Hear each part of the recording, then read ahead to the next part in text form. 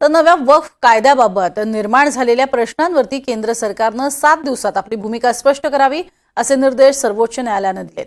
तोपर्यंत केंद्र सरकारनं वक्फ बोर्ड सुधारणा कायद्याबाबत जैसे थे परिस्थितीच कायम ठेवावी असंही सर्वोच्च न्यायालयाने म्हटलंय।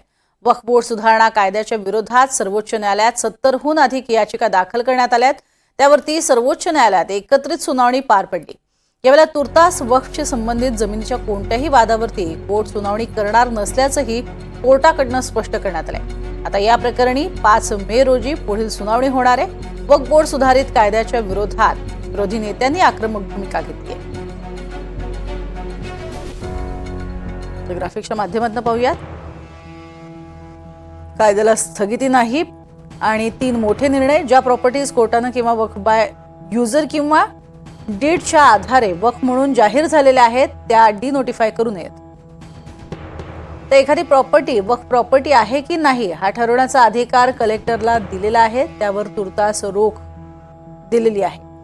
तर पदसिद्ध अधिकारी किंवा सदस्याशिवाय वक्फ बोर्डावरती तसंच केंद्रीय वक्फ परिषदेवरती सर्व सदस्य हे मुस्लिम असतील असंही सर्वोच्च न्यायालयानं नमूद केलंय। स्टे नहीं किया है। जो भारत सरकार के सॉलिसिटर जनरल है उन्होंने अपना स्टेटमेंट दिया है कि अगली तारीख तक न तो काउंसिल में न वक्फ बोर्ड में कोई अपॉइंटमेंट जो संशोधित कानून है उसके अनुसार किया जाएगा।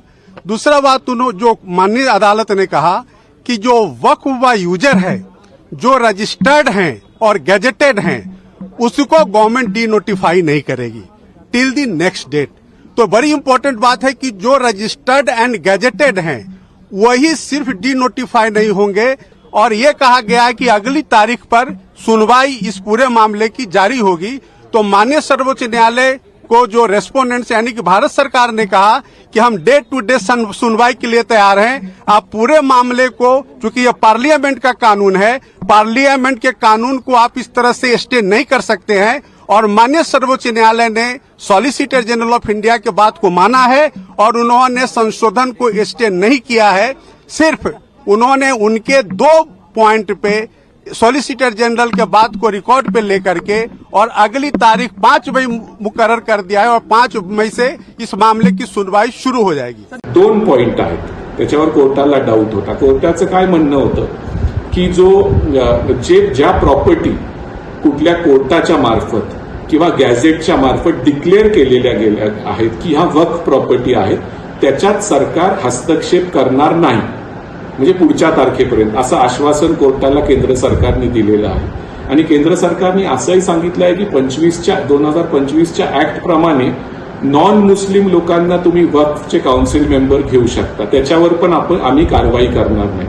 तर आता पुढच्या तारखेपर्यंत, आता 2 आठवड्यानंतर परत ह्याच्यावर सुनावणी होईल। पुढच्या तारखेपर्यंत नॉन मुस्लिम मेंबर्सना वक्फ काउन्सिलवर केंद्र सरकारने आश्वासित केलंय की ते करणार नाही, त्यांना नॉमिनेशन करणार नाही आणि कुठलीही प्रॉपर्टी वक्फ प्रॉपर्टी ऑलरेडी डिक्लेअर झालेली आहे त्याच्यावर कारवाई करणार नाही। कारण नवीन ऍक्ट प्रमाणे कलेक्टर कुठल्याही प्रॉपर्टीला म्हणू शकतो नाही आता पब्लिकला या प्रॉपर्टीची गरज आहे आणि आता आम्ही वक्फमधून काढून घेणार आहे, त्याच्यावर कारवाई सुरू करू शकतो। या 2 मेन पॉइंटवर सुप्रीम कोर्टाला केंद्र सरकारने आश्वासित केलेलं आहे। त्यामुळे